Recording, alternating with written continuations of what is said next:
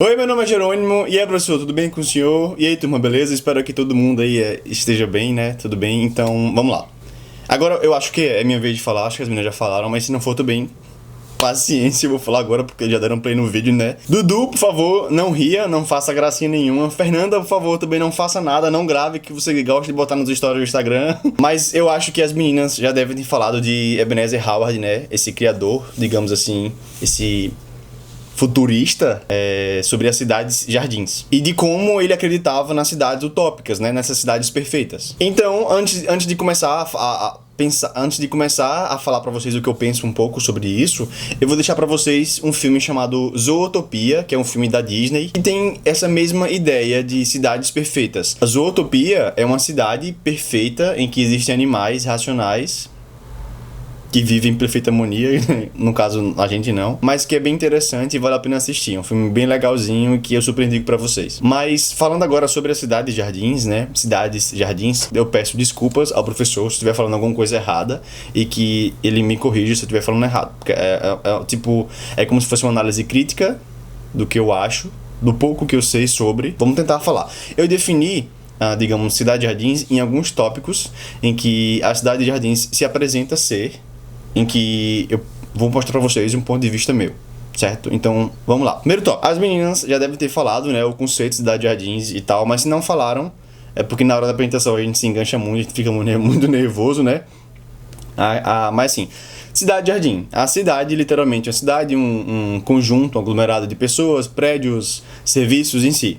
E o jardim, quando eu penso em jardim, eu penso em áreas verdes, animais, flora, literalmente um jardim, certo? Flores, literalmente. E esse conjunto, como a Anne falou, né, da ideia dos ímãs, é a união desses dois, da cidade e dos jardins, que formariam essa cidade-jardim. Então vamos lá, um dos conceitos da cidade-jardim é delimitar o tamanho. Infelizmente, a gente sabe que o mundo é muito capitalista e que o crescimento é gigantesco e diário. Será que hoje em dia seria possível delimitar um espaço que você tem que fazer aquilo nos dias de hoje? Será que seria possível aplicar essa condição em um mundo que dizem que aquele que tem mais é merecedor de mais? Outro tópico que a cidade de jardim propõe é harmonia com a natureza. Eu começo falando sobre a floresta amazônica, né? A Amazônia em si. Como a gente pode viver em harmonia com a natureza se a gente, né, digamos assim,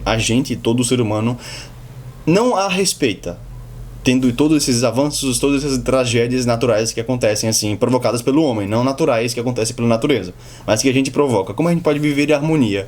E como a gente pode delimitar um espaço dizendo que aquilo ali é para proteger com tanta globalização acontecendo? É muito difícil. Vale ressaltar que a gente sabe que a agricultura e a pecuária são um dos pilares principais para a economia do país. Mas a cultura que está presa da gente, infelizmente, sobre o capitalismo é capaz de ser maior do que o respeito para a natureza. Outro ponto que a cidade de jardim fala é que os lucros são coletivos.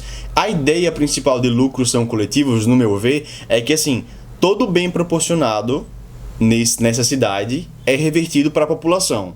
Não literalmente assim, não literalmente todo mundo vai ganhar a mesma quantia de dinheiro, todo mundo vai morar na mesma residência, no mesmo tipo de residência, ou todo mundo vai morar com as mesmas condições. Não igualitar todo mundo num regime social, assim. Não. Tudo que é bom, ele pode ser dividido para que todos saciem disso.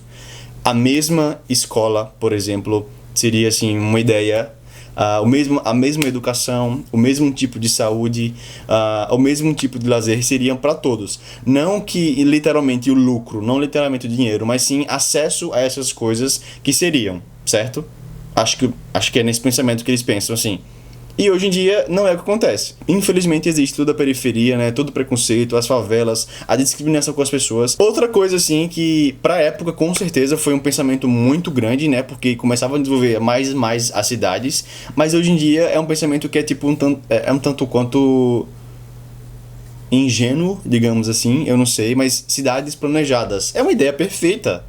Quem nunca pensou numa cidade planejada, pensar em cada localzinho da cidade, que aquilo ali vai ser alguma coisa, aquilo ali vai ser alguma coisa, mas na prática não dá certo. Por mais que a gente planeje uma cidade perfeita, a gente não é perfeito. A gente vai estragar a cidade.